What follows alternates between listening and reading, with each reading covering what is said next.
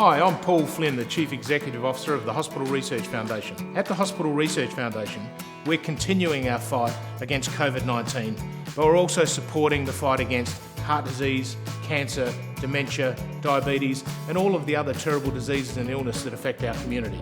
Our support extends across all South Australian communities, all public hospitals. In fact, we're there for every South Australian. The global pandemic has brought many challenges to all South Australians, and we need your support of the Hospital Research Home Lottery to continue our fight.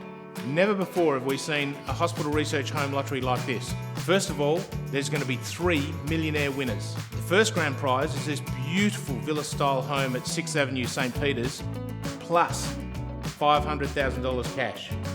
If you like the city life, you'll love the second grand prize in Carrington Street, a beautiful Scott Salisbury home worth $1.7 million, and to go with that, $25,000 cash.